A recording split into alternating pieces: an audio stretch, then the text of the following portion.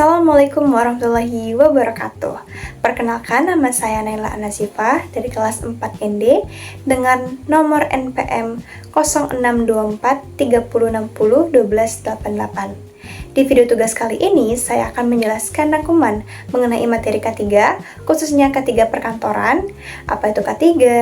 K3 perkantoran, sistem manajemen K3 perkantoran, contoh-contohnya, kenapa K3 itu dibutuhkan, itu akan saya jelaskan.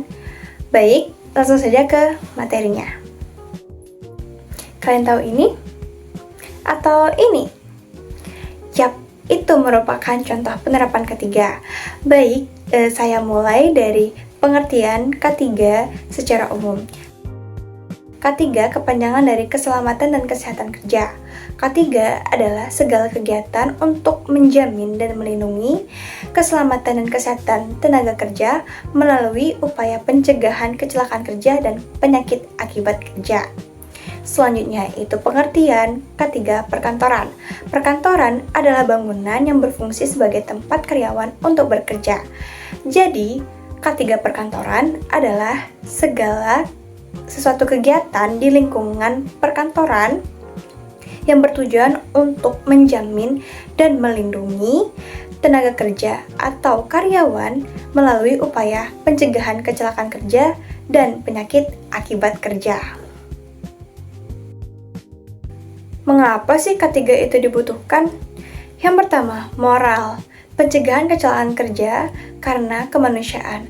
Adanya empati untuk mencegah atau melindungi pekerja dari kecelakaan kerja atau penyakit akibat kerja. Karena setiap pekerja itu berhak bekerja dengan aman, nyaman, dan juga sehat. Yang kedua adalah hukum. Karena K3 itu berdasarkan peraturan perundang-undangan. Jadi setiap perusahaan yang tidak mau bertanggung jawab kepada karyawannya yang terjadi kecelakaan, maka perusahaan tersebut akan dikenakan denda. Yang ketiga adalah ekonomi, di mana kecelakaan itu menimbulkan kerugian sangat besar bagi perusahaan. Seperti apa kerugiannya? Yaitu biaya pengobatan, biaya operasi terhadap karyawan, biaya produksi, biaya mesin yang rusak akibat kecelakaan tersebut, dan lain sebagainya. Maka dari itu, K3 dibutuhkan agar karyawan dapat bekerja dengan aman, nyaman, dan sehat, serta tercegah dari kecelakaan kerja dan penyakit akibat kerja. Nah, contoh penerapan K3 yang pernah saya terapkan, yang pertama adalah memakai helm ketika saya hendak berkendara atau bepergian. Kenapa? Karena helm dapat melindungi kepala saya dan untuk mencegah terjadinya risiko kecelakaan kerja di jalan. Yang kedua adalah memakai masker ketika saya hendak ingin membersihkan barang yang berdebu ataupun hendak bepergian. Kenapa? Karena masker dapat melindungi saya dari debu atau kotoran sehingga debu tersebut tidak masuk ke dalam pernapasan saya dan menyebabkan penyakit seperti flu, batuk, dan lain sebagainya. Selanjutnya, penerapan K3 di perkantoran. Yang pertama, menyediakan APAR atau alat pemadam kebakaran di tempat yang mudah dijangkau. Kenapa di tempat mudah dijangkau? Karena apabila adanya risiko kecelakaan seperti kebakaran, maka APAR tersebut mudah ditemukan dan dijangkau. Yang kedua adalah peralatan kantor yang ergonomis, contohnya itu adalah kursi yang ergonomis. Kenapa kursi? Supaya karyawan bisa duduk dengan nyaman berjam-jam dan tidak menyebabkan sakit punggung. Baik, materi terakhir yaitu sistem manajemen K3 perkantoran. Apa sih sistem manajemen K3 perkantoran?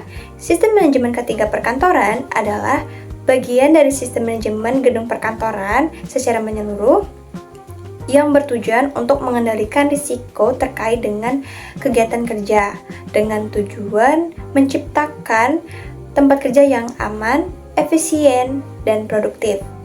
Sistem manajemen K3 perkantoran ini sama dengan proses manajemen atau tahapan manajemen, meliputi perencanaan, pengorganisasian, pengendalian, pengarahan, evaluasi, dan sebagainya.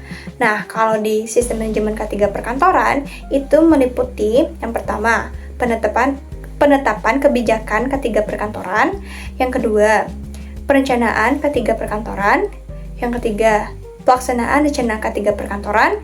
Yang keempat, pemantauan dan evaluasi K3 perkantoran. Dan yang kelima, peninjauan dan peningkatan kinerja K3 perkantoran. Kesimpulannya adalah K3 ini sangat dibutuhkan untuk di kehidupan sehari-hari maupun di kehidupan perkantoran, karena K3 ini dapat membantu kita tercegah dari kecelakaan kerja, penyakit akibat kerja, sehingga ketika kita kerja itu merasa aman, nyaman, dan juga sehat. Baik, itu saja materi yang dapat saya sampaikan tentang K3, khususnya K3 perkantoran. Saya mohon maaf apabila ada salah kata, kepada Allah saya mohon ampun. Wabillahi taufiq wal hidayah. Wassalamualaikum warahmatullahi wabarakatuh.